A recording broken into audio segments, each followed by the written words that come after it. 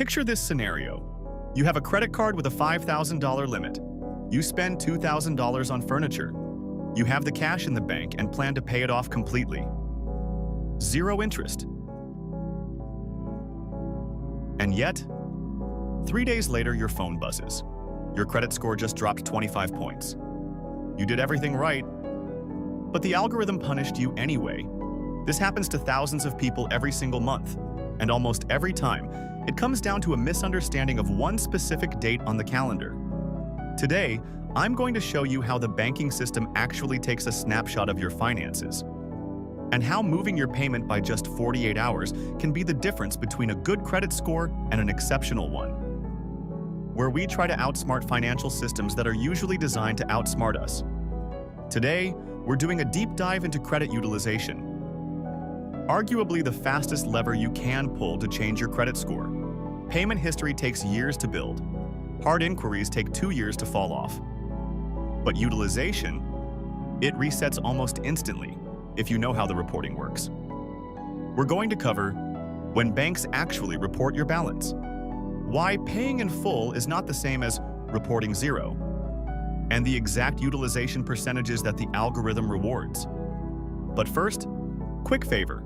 If you want more deep dives into the mechanics of money, hit subscribe. It's the best return on investment you'll get on this platform. The due date trap. Let's start with a mistake almost everyone makes. We're trained from a young age to believe that the due date is the most important day in our financial lives. And in terms of avoiding fees and interest, that's true. But here's the friction point. We assume the credit bureaus, Experian, TransUnion, Equifax, are watching a live feed of our accounts. We assume if we pay on the 15th, the bureaus know we're debt-free on the 16th. That is not how the system works. Credit scoring is not a movie. It's a photo album. And unfortunately, the photographer usually shows up right when your room is the messiest, days before you clean it. How the credit card timeline really works? Let's visualize the cycle. Say your billing period runs from the 1st to the 30th of the month. During those 30 days, you're swiping for groceries, gas, and dinners. Your balance climbs. On the 30th, the cycle closes. The bank generates your statement, that PDF bill in your inbox. This moment is everything. The balance shown on that statement, the statement closing balance, is what gets sent to the credit bureaus. It gets hard-coded into your credit report for that month. But your due date? That's usually 20 to 25 days later. So you could have a $3,000 balance reported on the 30th, even if you pay it off perfectly on the 20th of the next month. From your perspective, you did everything right. From the bureau's perspective, you're using a massive chunk of your credit. That disconnect is where the damage happens. Why responsible people get punished. This is why people get scared of credit cards. They make one big purchase, their score drops, and they panic. They assume the system is rigged, credit cards are dangerous, or they did something wrong. The system isn't broken, it's bureaucratic. Your life updates in real time. Your credit score runs on a 30-day delay based on a snapshot taken before you made your payment.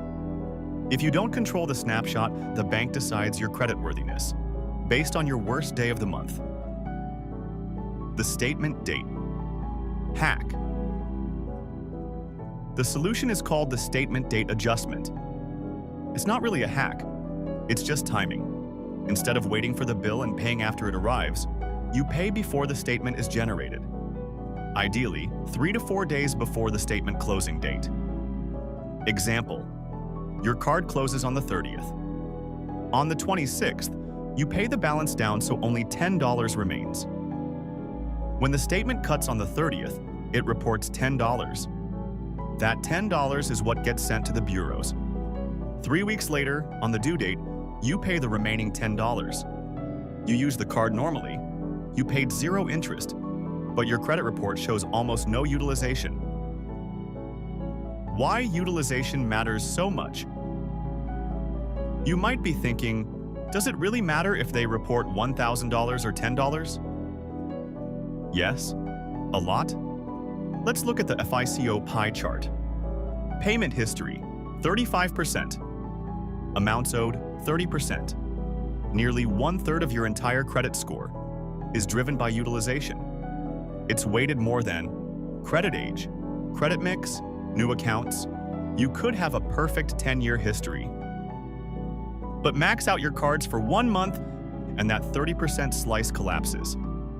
Utilization is highly sensitive and highly volatile. The utilization cliffs. The math is simple. Balance divided by credit limit. $500 on a $1,000 card equals 50%. But the impact is tiered. Under 10% arrow excellent. Over 30% arrow risk signal. Over 50% arrow danger. Near 100% arrow free fall. And this applies to overall utilization. Individual cards. You could have $50,000 total credit. But one maxed out $500 card can still hurt you. I call this the panic zone. I've seen 800 score profiles drop into the 740s. Just from booking a vacation on a low-limit card. No missed payments, no new loans. Just bad timing. The good news. Utilization has no memory. Here's the upside. Utilization is memoryless in most models like FICO 8. If you're at 90% 1 month and 5% the next, the system forgets the 90%. That's why this strategy works so fast. You're not fixing a scar. You're correcting a data point. Why 0 is not perfect. Now here's the part that shocks people. Reporting 0 on every card can actually lower your score. The algorithm doesn't love ghosts. If your report shows $0 owed every month, the model has no data on how you manage debt. It wants to see controlled usage, not inactivity. High scorers, people with 800s and 50s, average about 4% to 7% utilization, not 0. This leads to the AIO strategy, all 0 except 1. You pay all cards to $0 before the statement, except 1. That one reports a tiny balance, maybe $10 or 1% of the limit. This signals, yes, I use credit, and yes, I control it. Reporting versus carrying a balance. Important clarification, reporting a balance is not the same as carrying a balance. As long as you pay the statement balance by the due date, you pay 0 interest.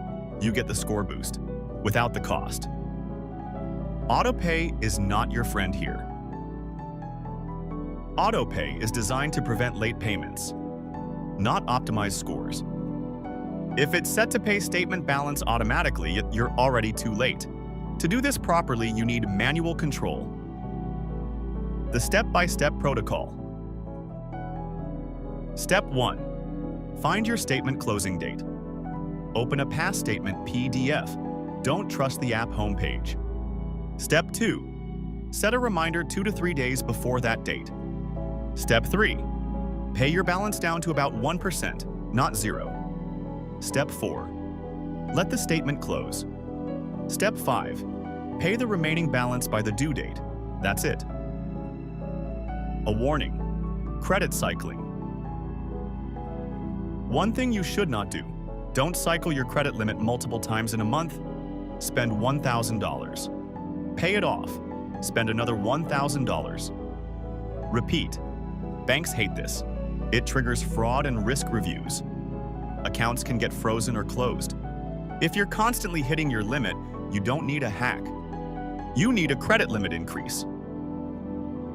The future of scoring.